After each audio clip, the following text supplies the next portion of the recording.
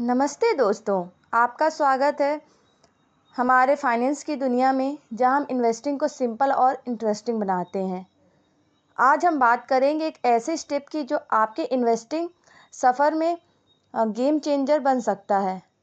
Research before investing, जिसमें हम गीता के ज्ञान को अपनी इन्वेस्टमेंट के साथ कनेक्ट करेंगे। तो चलो शुरू करते हैं।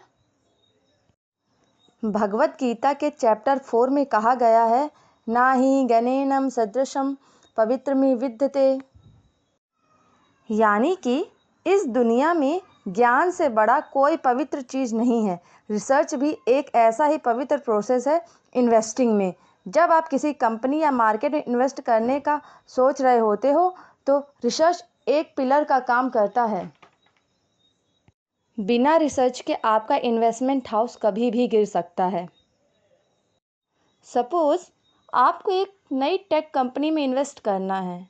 बिना रिसर्च के आप सिर्फ उसके हाइप पर इन्वेस्ट कर सकते हो, बट अगर आप उसके बिजनेस मॉडल, कॉम्पिटिटर्स और फ्यूचर पोटेंशियल को स्टडी करते हो तो आपका डिसीजन इन्फॉर्म्ड होगा। जैसे कहते हैं ज्ञान ही शक्ति है, वैसे रिसर्च ही आपकी शक्ति बन जाती है इन्वेस्टिंग में। गीता में श्री कृष्ण अर्जुन से कहते हैं, वैसातिकमा बुद्धि रेखे कृनंदन। इसका मतलब है एक पॉइंट फोकस के साथ डिसीजन लेने ज़रूरी है। इन्वेस्टिंग में भी ये क्लियरिटी आती है रिसर्च से। अगर आपने अपना रिसर्च थ्रो किया है तो आपके डिसीजन भी फोकस्ड और क्लियर होंगे। इमेजिन करो, अगर आपको रियल एस्टेट में इन्वेस्ट करना है, बिना मार्केट ट्रेंड्स और लोकेशन की रिसर्च के आप बस स्पेकुलेशन के बेसिस पर इन्वेस्ट कर सकते हैं। लेकिन अगर आप एरिया की फ्यूचर ग्रोथ, इंफ्रास्ट्रक्चर प्लान और पास्ट परफॉर्मेंस को एनालाइज करते हैं तो आपका इन्वेस्टमेंट एक इन्फॉर्म डिसीजन बन सकता है।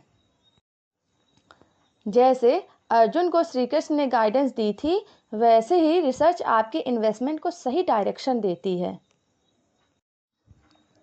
रिसर्च करना कोई एक दिन का काम नहीं है, बल्कि एक कंटिन्यूअस प्रोसेस है। यहाँ कुछ की एलिमेंट्स हैं जो आपको अपनी रिसर्च में फोकस करना बताएंगे। फर्स्ट की एलिमेंट्स है बिजनेस मॉडल को समझो। क्या कंपनी को बिजनेस मॉडल सस्टेनेबल है? क्या उसके प्रोडक्ट या सर्विस का डिमांड लॉन्ग टर्म में स्टेबल रहेगा? ये सब समझना ज़रूरी होता है।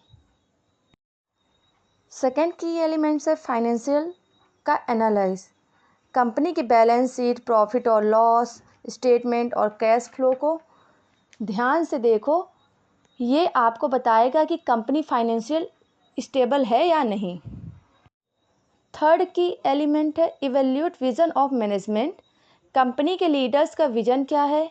क्या उन्होंने अपने प्रॉमिस डिलीवर्स किए हैं? ये भी रिसर्च का एक क्रूशियल पार्ट है। फोर्थ एलिमेंट है इंडस्ट्री ट्रेंड्स। क्या इंडस्ट्री ग्रो कर रही है या डिक्लाइन है? क्या न्यू रेगुलेशंस या टेक्नोलॉजी इम्पैक्ट करेंगे? ये ट्रेंड्स आपके इन्वेस्टमेंट के फ्यूचर को इन्फ्लुएंस करेगा। फिफ्थ एंड लास्ट स्टेप है फाइनेंशियल स्टेबिलिटी। कंपनी का डेट कितना है? क्या उनकी प्रॉफिटेबिलिटी कंसिस्टेंट है? ये सब फाइनेंशियल्स आपको बताते हैं कि कंपनी स्टेबल है या नहीं। ये थे कुछ की एलिमेंट्स। भगवत गीता के चैप्टर 6 में कहा गया है, युक्ताहार विहारस्य युक्त चेष्टास्य कर्मेषु। अर्थात मॉडरेशन और डिसिप्लिन से आप अपनी लाइफ को बैलेंस कर सकते हैं। इन्वेस्टिंग में भी यही बैलेंस आता है डिसिप्लिन रिसर्च से। जब आप अपने रिसर्च को रेगुलरली अपडेट करते हैं और उसके बेसिस पर डिसिप्लिन डिसीजन लेते हैं, तभी आप अपने इन्वेस्टमेंट को इफ़ेक्टिवली मैनेज कर पाते हैं।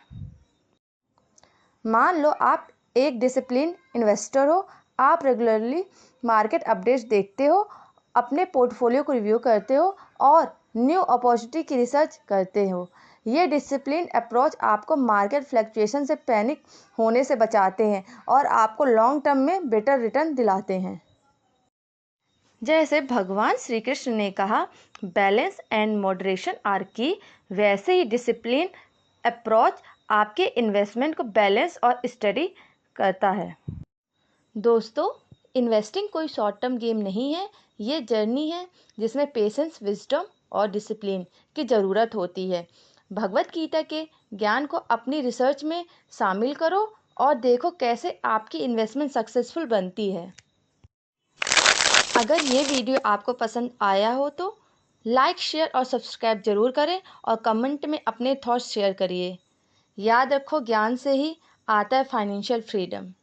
Keep learning, keep growing and happy investing.